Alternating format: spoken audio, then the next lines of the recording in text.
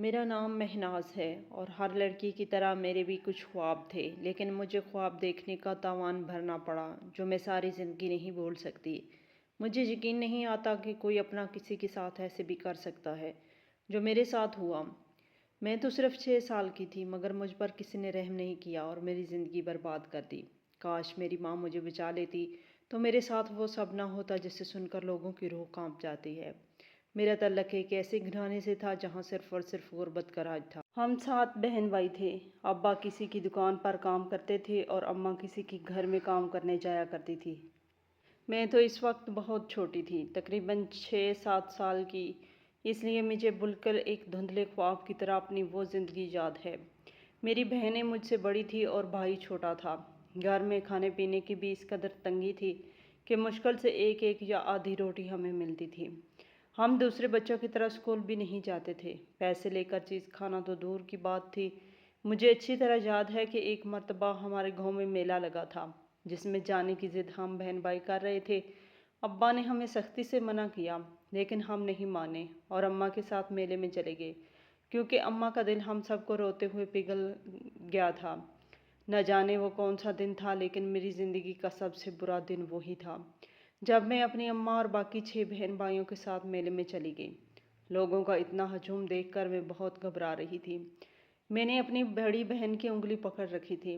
میلے میں طرح طرح کے جھولے اور کھانے پینے کی چیزیں دیکھ کر ہمارا دل للچا رہا تھا، لیکن ہمارے پاس بالکل بھی پیسے نہیں تھے کہ ہم کوئی چیز خرید سکتے یا جھولے لے پاتے۔ میری بڑی بہن نے اماں سے کہا کہ ایک جھولا تو لے دو اور ہمیں جلیبیاں کھانی ہیں، تو اماں کہنے لگی میرے پاس بالکل بھی پیسے نہیں، نہ تو میں جھولا دلا سکتی ہوں اور نہ کسی کو جلیبی لے کر دے سکتی ہوں، اس لیے چپ چاپ میلے کی رونق دیکھو اور کچھ دیر بعد واپس چلتے ہیں۔ لیکن اچانک سے میلے میں لوگوں کی بھگدڑ مچ گئی تھی۔ اماں ہمیں لے کر ایک سائڈ پر کھڑی ہو گئی، لیکن سمجھ نہیں آ رہا تھا کہ وہاں کیا ہو رہا ہے۔ پھر اماں نے اچانک کہا کہ چلو جلدی جلدی گھر چلو، ورنہ جہاں ہم پھنس جائیں گے۔ یہ کہہ کر اماں سارے بہن بھائیوں کو لے کر آگے آگے چلنے لگی۔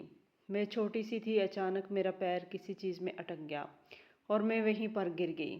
میرا ہاتھ بہن کے ہاتھ سے چھوٹ گیا تھا، لیکن کوئی بھی میرے لیے رکا نہیں۔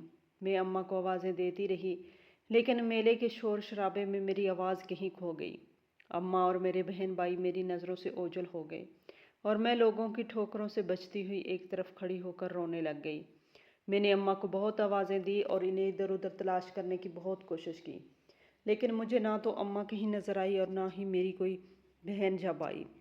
میں وہاں کھڑی بری طرح رو رہی تھی کہ تھوڑی دیر بعد ایک عورت میرے پاس آ گئی اور پوچھنے لگی کہ یہاں کھڑی رو کیوں رہی ہو۔ میں نے کہا کہ میری اماں پتہ نہیں کہاں کھو گئی ہے، تو وہ عورت کہنے لگی کہ پریشان نہ ہو، میں تمہیں تمہاری اماں کے پاس لے چلتی ہوں۔ میں نے یہ بات سنی تو رونا بند کر دیا، اس کے ساتھ چل پڑی۔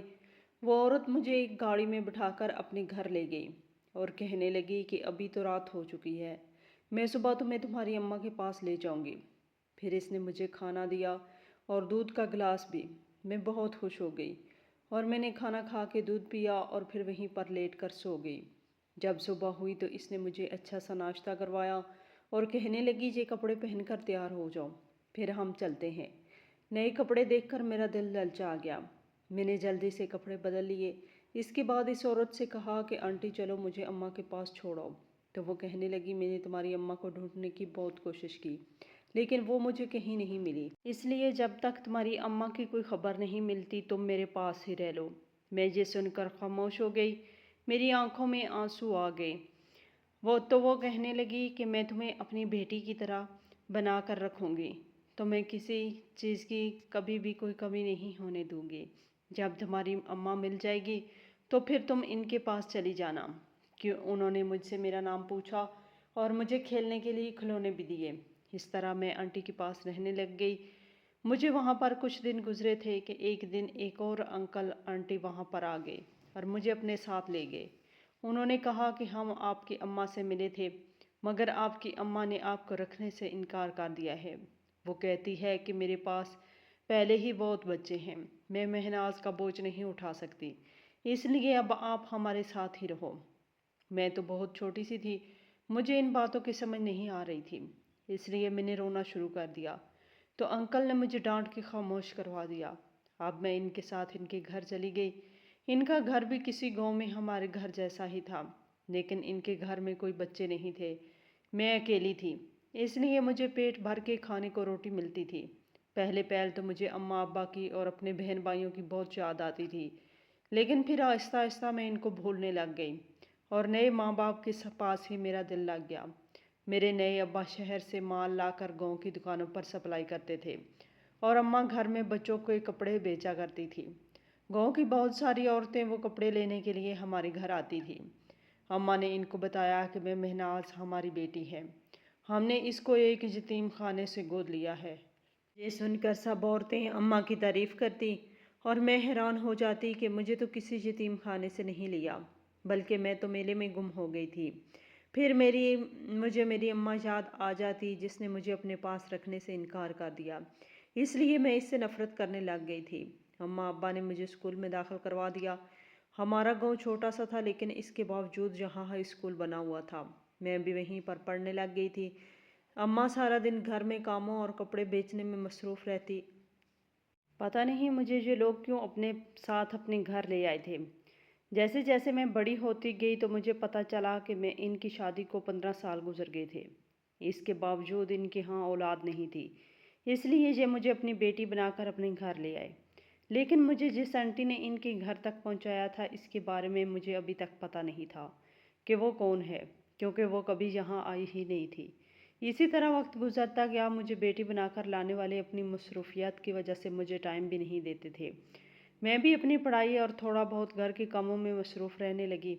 ابا غصے کے بہت سخت تھے اور اماں کو چھوٹی چھوٹی باتوں پر ڈانٹ دیتے تھے، لیکن مجھے کم ہی ڈانٹ پڑتی تھی۔ ہاں، مگر ابا کا سارا غصہ اماں مجھ پر نکالتی تھی۔ وہ مجھے مارتی تو نہیں تھی، لیکن اپنی باتوں سے میرا دل ضرور جلاتی تھی۔ میں یہ سوچتی تھی کہ اگر ان لوگوں کی اولاد کی ضرورت ہی نہیں تھی تو پھر مجھے یہاں کیوں لائے؟ شاید اپنی تنہائی دور کرنے کے لیے، یا شاید لوگوں کی باتوں سے بچنے کے لیے۔ خیر، مجھے میرے سوالوں کے جواب نہیں ملتے تھے۔ ایسے ہی وقت گزرتا گیا اور میں جوان ہو گئی۔ میں نے میٹرک کر لیا تھا۔ میں پڑھنے میں بہت ذہین تھی۔ میں نے ابا سے کہا کہ میں آگے پڑھنا چاہتی ہوں، اس لیے مجھے شہر بھیج دیں، لیکن ابا کہنے لگے کہ ہمارے گھروں میں بیٹیاں اتنا زیادہ نہیں پڑھتی، اس لیے میں تمہیں بھی آگے نہیں پڑھا سکتا۔ میں خاموش ہو گئی اور اماں ابا سے کم بات کرنے لگ گئی۔ جب کچھ دن ابا نے محسوس کیا کہ میں واقعی آگے پڑھنے کی شدید خواہش رکھتی ہوں، اور اس بات کا مجھ پہ یہ اثر ہوا تھا کہ میری صحت خراب ہونے لگی تھی، کیونکہ میں نے کھانا پینا بھی کم کر دیا تھا اور کسی بھی چیز میں دلچسپی نہیں لیتی تھی، تو ابا نے مجھے ایک شرط پر شہر بھیجنے کا فیصلہ کیا کہ میں کبھی بھی ان کا یقین نہیں توڑوں گی۔ میں نے ابا سے وعدہ کر لیا تو انہوں نے مجھے شہر میں اسی آنٹی کے پاس بھیج دیا جس کے پاس وہ مجھے پہلے اپنے گھر سے لے کر گئے تھے۔ آنٹی اب پہلے سے بوڑھی ہو چکی تھی، لیکن اب بھی وہ اکیلی رہتی تھی۔ ان کے کام کاج کرنے کے لیے ملازمہ گھر میں موجود تھی جو 24 گھنٹے انہی کے پاس رہتی تھی۔ وہاں رہنے کے کچھ دن بعد مجھے پتہ چلا کہ آنٹی اپنا میرج بیورو چلاتی ہیں اور جن بے اولاد شادی شدہ جوڑوں کے اولاد کی ضرورت ہوتی ہے انہیں کہیں نہ کہیں سے بندوبست کر کے دیتی ہیں۔ انہوں نے گھر میں ہی ایک کمرے کو اپنا آفس بنا رکھا تھا۔ میں نے ان سے کہا کہ پڑھائی کے ساتھ ساتھ میں آپ کے کاموں میں بھی آپ کی مدد کروا سکتی ہوں، تو انہوں نے مجھے اپنے ساتھ حساب کتاب کے لیے رکھ لیا، کیونکہ میری انگریزی بھی بہت اچھی تھی اور میں حساب کتاب میں بھی ذہین تھی۔ اسی وجہ سے آہستہ آہستہ میں ان کا کافی کام دیکھنے لگ گئی۔ کالج سے واپس آ کر میں ان کے آفس میں کام دیکھتی اور پھر شام کو تھوڑی دیر پڑھنے کے بعد ان کے ساتھ بیٹھ کر باتیں کرتی اور اپنے کمرے میں چلی جاتی۔ یہی میری روٹین تھی۔ اسی میں 6 مہینے گزر گئے۔ ان 6 مہینوں میں اپنے گھر میں 3-4 مرتبہ ہی گئی تھی، کیونکہ ابا ہر 2-3 ہفتوں بعد جب شہر کا چکر لگاتے تو مجھ سے ملنے آ جایا کرتے تھے۔ وہ ہر مہینے کچھ پیسے بھی مجھے دیتے تھے، لیکن اب آنٹی بھی مجھے میرے کام کے پیسے دینے لگ گئی تھیں، اس لیے میں نے ابا سے پیسے لینے سے منع کر دیا۔ انہوں نے کہا کہ چلو یہ پیسے تمہاری شادی میں کام آئیں گے، میں کمیٹی ڈال دوں گا۔ میں ابا کی بات پر خاموش رہی۔ میں شادی کے بارے میں سوچنا نہیں چاہتی تھی، کیونکہ ابھی مجھے بہت پڑھنا تھا۔ پھر ایسا ہوا کہ کالج میں میرے ایک لڑکے کے ساتھ دوستی ہو گئی۔ نوٹس کے سلسلے میں اس سے بات چیت ہونے لگی تھی، جو آہستہ آہستہ دوستی میں بدل گئی۔ ہم دونوں ایک ہی کلاس میں پڑھتے تھے، اس لیے روز کا ساتھ تھا اور پھر یہ ساتھ اور دوستی محبت میں تبدیل ہوئی۔ اس کا نام علی تھا۔ علی کا تعلق ایک امیر گھر سے تھا۔ اس نے اب مجھے اپنے بارے میں سب کچھ بتایا تو مجھے سمجھ نہیں آ رہی تھی کہ اس کے گھر والے مجھ جیسی غریب لڑکی کو کیسے اپنا سکتے ہیں۔ تو علی کہنے لگا کہ میرے ماما پاپا پرانی سوچ کے مالک نہیں ہیں، بلکہ ان کو اس بات سے بھی فرق نہیں پڑے گا کہ تمہارا بیک گراؤنڈ کیا ہے، کیونکہ تم ویسے بھی بہت خوبصورت اور ذہین لڑکی ہو۔ علی کی باتوں سے مجھے کچھ تسلی تو ہوئی، مگر پھر بھی دل میں عجیب سے وسوسے آتے رہتے تھے۔ مجھے اس کے گھر والوں کی طرف سے ڈر ہی تھا، لیکن میں نہیں جانتی تھی کہ اصل مسئلہ میرے گھر والوں کی طرف سے پیدا ہوگا۔ میں اکثر رات کو بھی علی سے فون پر باتیں کرتی تھی، اس لیے آنٹی کو مجھ پر شک ہو گیا۔ ایک دن وہ مجھ سے پوچھنے لگی کہ رات کے وقت کس سے بات کرتی ہو؟ کیا کوئی لڑکا ہے جس سے تمہاری دوستی ہوئی ہے؟ تو میں نے آنٹی سے کہا کہ میرا کلاس فیلو ہے اور بہت اچھا لڑکا ہے اور ہم ایک دوسرے کو پسند کرتے ہیں۔ یہ سن کر آنٹی مسکرانے لگی اور کہنے لگی کہ خیال رکھنا، تم جس گھر کی بیٹی ہو وہ لوگ شاید تمہیں ان باتوں کی اجازت نہ دیں۔ میں نے آنٹی سے کہا کہ علی مجھ سے شادی کرنا چاہتا ہے، تو آنٹی نے کہا چلو دیکھتے ہیں، جو ہوگا وہ تمہارے بھی سامنے آ ہی جائے گا۔ اس کے بعد انہوں نے دوبارہ مجھ سے کوئی بات نہیں کی۔ مجھے ان کے پاس رہتے ہوئے 2 سال ہونے والے تھے اور کچھ ہی دن میں میرے انٹر کے پیپرز بھی تھے، اس لیے میں نے یہ سب باتیں سوچنا چھوڑ دیں اور اپنے پیپر کی تیاری میں مگن ہو گئی۔ جس دن میرا آخری پیپر تھا، میں اس دن پیپر دے کر جب گھر آئی تو آنٹی کسی سے فون پر بات کر رہی تھی۔ میں نے ان کی باتیں سنی تو میرے کان کھڑے ہو گئے، کیونکہ وہ کسی سے کہہ رہی تھی کہ مہناز کو جس گاؤں کے میلے سے میں لے کر آئی تھی، اس گاؤں میں میری ایک کزن بھی رہتی ہے جو مہناز کے اصل ماں باپ کو جانتی ہے۔ یہ سن کر میں وہیں چھپ کر کھڑی ہو گئی، کیونکہ میں جاننا چاہتی تھی کہ آنٹی آگے کیا بات کریں گی۔ لیکن جو میں نے سنا وہ سن کر تو میرے پیروں تلے زمین ہی نکل گئی۔ آنٹی فون پر کسی سے کہہ رہی تھی کہ مہناز کو میں نے آگے اپنے جاننے والے ایک بے اولاد جوڑے کو بیچ دیا تھا، لیکن انہوں نے اب تک مجھے پوری رقم نہیں دی، جبکہ وہ جوان ہو چکی ہے اور اب میرے پاس سے کام کرتی ہے۔ میں سوچ رہی ہوں کہ اس کی کہیں ایسی جگہ شادی کر دوں جہاں سے مجھے بھی فائدہ مل سکے۔ یہ سننے کی دیر تھی کہ میں آنٹی کے سامنے چلی گئی۔ مجھے دیکھ کر انہوں نے فون بند کر دیا۔ میں حیران تھی اور ان کی طرف خاموشی سے دیکھنے جا رہی تھی۔ تو وہ کہنے لگی کہ اگر تم نے میری باتیں سن لی ہیں تو یہ بھی سن لو کہ جو میں کہہ رہی تھی وہ سب سچ ہے۔ تمہارے ماں ابا نے مجھ سے جو رقم طے کی تھی، اس کا کچھ حصہ ابھی باقی ہے۔ اب تم بتاؤ مجھے وہ رقم مل جائے گی یا میں خود کسی طرح وصول کروں؟ یہ سن کر میں وہیں گر سی گئی۔ میں نے ان کے آگے ہاتھ جوڑ دیے کہ خدا کے لیے آپ میرے ساتھ ایسا کچھ نہ کرنا، میں سارا پیسہ آپ کو دے دوں گی۔ پھر دوسرے دن ابا مجھے لینے وہاں آئے تو میں نے آنٹی کے سامنے ابا سے پوچھا کہ مجھے کتنے پیسوں میں خریدا تھا، جو اب تک ان کو نہیں دے دیے۔ ابا یہ سن کر حیران ہو گئے اور میری طرف دیکھنے لگے۔ انہیں سمجھ نہیں آ رہی تھی کہ مجھے یہ سب کیسے پتہ چلا، تو میں نے انہیں سب بتا دیا۔ ابا نے آنٹی سے کہا کہ میں آپ کو سارے پیسے دے چکا تھا، اب آپ کن پیسوں کی بات کر رہی ہیں، اور یہ باتیں میں ناز کے سامنے کرنے کی کیا ضرورت تھی؟ تو آنٹی کہنے لگی کہ جو پیسے تم لوگوں نے مجھے دیے تھے تب تو اس وقت یہ چھوٹی سی تھی، تب مجھے نہیں پتا تھا کہ یہ اتنی خوبصورت ہوگی اور اس کی میں اب شادی کرواؤں، کہیں بھی تو مجھے بڑا فائدہ ہو سکتا ہے۔ ابا کہنے لگے کہ وہ میری بیٹی ہے اور ہم جہاں چاہیں گے اس کو بیاہ دیں گے، اور اب یہ آپ کے پاس نہیں رہے گی۔ تب آنٹی نے غصے میں آ کر ابا کو علی کے بارے میں سب بتا دیا۔ آپ کی بیٹی تو نئے گل کھلا کر بیٹھی ہے۔ ابا یہ سن کر مزید غصے میں آ گئے اور مجھے فوراً لے کر گاؤں چلے گئے۔ گاؤں جا کر اماں کو سب بتایا تو اماں مجھے مارنے لگ گئی اور ابا سے کہنے لگی کہ میں نے کہا تھا نا کسی کا خون کبھی اپنا نہیں بنتا، اور دیکھ لو یہ لڑکی اب ہمیں کیا دن دکھانا چاہتی ہے۔ ابا کہنے لگے کہ ایسا کچھ نہیں ہوگا، میں 1 ہفتے کے اندر ہی اس کا نکاح کر دوں گا۔ جی کہہ کر ابا نے مجھے کمرے میں بند کر دیا۔ میں اس دن بہت روئی، کیونکہ ساری زندگی میں اپنے سکے ماں باپ کو برا بھلا کہتی رہی اور یہ سوچتی رہی کہ میری ماں جان بوجھ کر مجھے چھوڑ گئی تھی، لیکن حقیقت تو یہ تھی کہ وہ بیچارے آج تک میرے لیے ترستے ہوں گے۔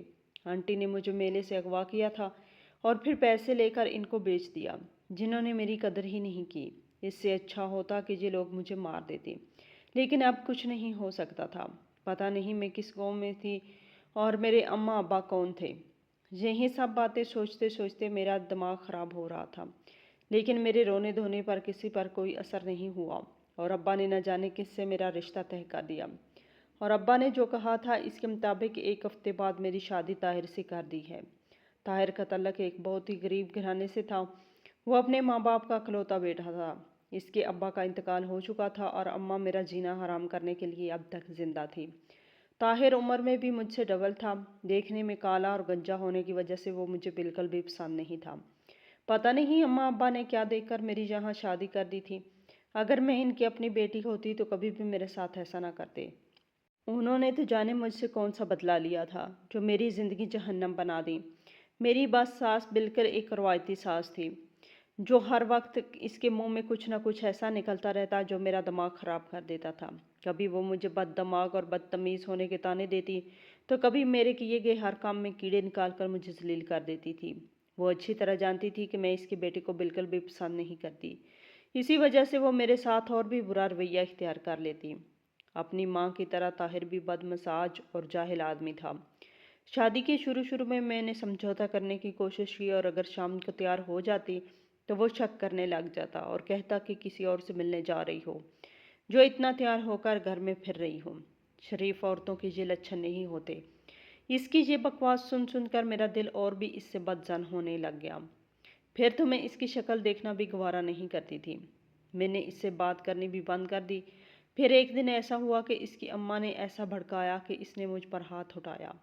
میں نے بھی اس کا بالکل لحاظ نہیں کیا اور قریبی بڑا ہوا ڈنڈا اٹھا کر اسے دے مارا اور جا کر کمرے میں بند ہو گئی۔ اس دن کے بعد سے میری ساس نے بولنا بہت کم کر دیا کیونکہ وہ ڈر گئی تھی۔ اسے لگنے لگا تھا کہ میں کچھ بھی کر سکتی ہوں، اور طاہر بھی اپنی ماں کو دیکھ کر ٹھنڈا پڑ گیا تھا۔ لیکن میں نے اپنے آپ کو کمرے تک محدود کر لیا۔ میں صرف اس وقت کمرے سے باہر نکلتی جب کھانا بنانا ہوتا۔ کھانا بنا کر اپنے کمرے میں لے کر میں کمرے میں آ جاتی اور پھر کمرے سے نکلتی نہیں تھی۔ نہ میں ان لوگوں سے بات کرتی تھی۔ ایک دن میں نے گھر سے بھاگ جانے کا منصوبہ بنایا اور مجھے جلد ہی موقع بھی مل گیا کیونکہ میری ساس کے رشتہ داروں کے ہاں شادی تھی۔ میں طبیعت کا بہانہ کر کے گھر میں رک گئی۔ جب دونوں ماں بیٹا شادی پر چلے گئے تو پیچھے سے میں اپنا بیگ تیار کر کے گھر سے نکلنے میں کامیاب ہو گئی۔ میں اسی شہر میں چلی گئی جہاں میں پڑھتی تھی۔ وہ شہر اور وہاں کے راستے میرے لیے نئے نہیں تھے۔ میں سیدھی اپنی دوست کے پاس چلی گئی۔ اس نے مجھے اپنے گھر میں پناہ دی اور کہا کہ وہ جاب ڈھونڈنے میں میری مدد کرے گی۔ میں 1 ڈیڑھ ہفتہ اس کے گھر ہی رہی۔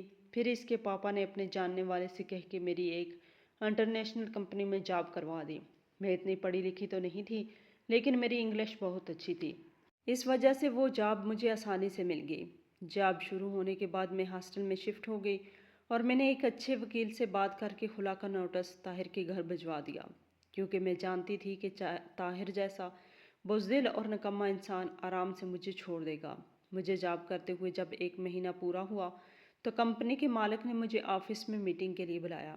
دراصل وہ میرے کام سے بہت خوش تھے، لیکن جب میں نے کمپنی جوائن کی تھی وہ اس وقت ملک سے باہر گئے ہوئے تھے۔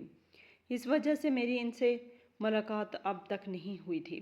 میرے ساتھ کام کرنے والے بتا رہے تھے کہ یہ کمپنی بالکل نئی ہے اور ایک ینگ لڑکا اس کا اونر ہے جو بہت محنتی اور اچھے دل کا مالک ہے۔ میں اپنے باس سے ملے بغیر ہی متاثر ہو گئی کیونکہ مجھے یہ بھی پتہ چلا تھا کہ میرے باس کا تعلق ایک غریب گھر سے تھا اور وہ اپنی محنت کے بل بوتے پر یہاں تک پہنچا ہے۔ اور پھر اس نے بہت خوش تھی کہ میں اپنے باس سے پہلی بار مل رہی تھی۔ جب میں ان کے کیبن میں گئی تو واقعی حیران رہ گئی کیونکہ وہ بالکل ہی جوان لڑکا تھا۔ مجھے ان سے مل کر خوشی ہوئی کہ ہماری نوجوان نسل اب بھی اپنے مستقبل کو لے کر اس قدر سنجیدہ ہے۔ باس سے میری پہلی ملاقات بہت اچھی رہی۔ انہوں نے میرے کام کی بہت تعریف کی اور میری سیلری میں بھی اضافہ کر دیا۔ میں اس دن خوشی خوشی واپس ہاسٹل گئی تو میرے نام سے آئے ہوئے خلا کے کاغذات مجھے مل گئے۔ میں نے خدا کا شکر ادا کیا کہ طاہر جیسے جاہل انسان سے میری جان چھوٹ گئی تھی۔ اب میں آزاد تھی اور اپنی زندگی کا صحیح فیصلہ کر سکتی تھی۔ میں نے نہ تو اپنے ماں باپ سے کوئی رابطہ کیا نہ ہی اس آنٹی سے کیونکہ میں جانتی تھی کہ وہ سب لوگ ہی میرے ساتھ مخلص نہیں ہیں۔ اس وجہ سے اب میں بس اپنے پیروں پر کھڑے ہو کر اپنے لیے کوئی بہتر فیصلہ کرنا چاہتی تھی۔ کچھ دن بعد باس نے دوبارہ مجھے آفس میں بلایا اور کچھ نئے کام میرے سپرد کیے۔ میں نے اپنا بیسٹ دیتے ہوئے وہ کام بہت اچھے طریقے سے کر کے باس کے سامنے رکھ دیے تو وہ بہت خوش ہوئے۔ انہوں نے مجھے اپنے ساتھ لنچ کی آفر کی۔ میں کچھ ہچکچا رہی تھی، لیکن انہوں نے کہا کہ مجھے اپنا چھوٹا یا بڑا بھائی سمجھ لیں، مجھے خوشی ہوگی اگر آپ میرے ساتھ لنچ کریں گی۔ ان کی بات سن کر میرا دل بھر آیا اور مجھے اپنے دونوں بھائی یاد آ گئے جو سالوں پہلے مجھ سے بچھڑ گئے تھے۔ میں باس کے ساتھ لنچ پر چلی گئی۔ اس دوران انہوں نے مجھ سے میرے بارے میں پوچھا تو میں نے مختصر سا تعارف اپنے ہم والے سے کروا دیا، لیکن وہ کہنے لگے کہ پتہ نہیں کیوں آپ سے مجھے اپنایت محسوس ہوتی ہے۔ اگر آپ برا نام مانیں تو میں آپ کو آپ ہی کہہ کر پکار سکتا ہوں۔ میں نے خوشی سے ان کو اجازت دے دی اور انہوں نے مجھ سے میرا فون نمبر بھی لے لیا اور کہنے لگے کہ جب بھی کوئی ضرورت پڑے تو مجھے بھلا جھجک کال کر لینا۔ اس دن کے بعد کبھی کبھی میری ان سے فون پر بات ہو جاتی تھی، اور پھر ایک دن جب میری طبیعت بہت خراب تھی اور میں آفس نہیں گئی تو مجھے ان کی کال آئی۔ وہ کہنے لگے کہ میں آپ کے ہاسٹل کے باہر کار میں بیٹھا ہوں، آپ جلدی سے آ جائیں، میں آپ کو ڈاکٹر کے پاس لے کر چلا جاؤں گا۔ میں نے پہلے تو اس کو انکار کیا مگر وہ نہ مانے۔ پھر میں چادر لے کر باہر نکلی تو واقعی وہ کار میں موجود تھے۔ میں نے ان کا شکریہ ادا کیا اور کار میں بیٹھ گئی۔ وہ مجھے ایک پرائیویٹ کلینک میں لے گئے۔ ڈاکٹر نے مجھے انفیکشن بتایا اور دوائیاں لکھ کر دے دیں۔ واپسی پر انہوں نے مجھے کھانے کی پیشکش کی۔ کھانا کھانے کے دوران باتوں باتوں میں انہوں نے مجھ سے اپنی فیملی کا ذکر کیا۔ وہ بتا رہے تھے کہ ان کا تعلق ایک گاؤں سے ہے اور وہ 7 بہن بھائی ہیں۔ ان کے اماں ابا کا انتقال ہو چکا ہے، بہنوں کی شادی ہو گئی ہے اور بڑے بھائی بھی شادی شدہ ہیں، اس لیے وہ شہر میں اکیلے ہی رہتے ہیں۔ ہاں، لیکن اپنی بہنوں اور بھائی سے ملنے ان کے گھر جاتے رہتے ہیں۔ میں ان کی باتیں سن کر سوچ میں پڑ گئی اور ان سے پوچھنے لگی کہ آپ کی کتنی بہنیں ہیں؟ انہوں نے کہا کہ میری 5 بہنیں ہیں مگر میں صرف 4 سے ملتا ہوں کیونکہ میری ایک بہن بچپن میں ہی کھو گئی تھی۔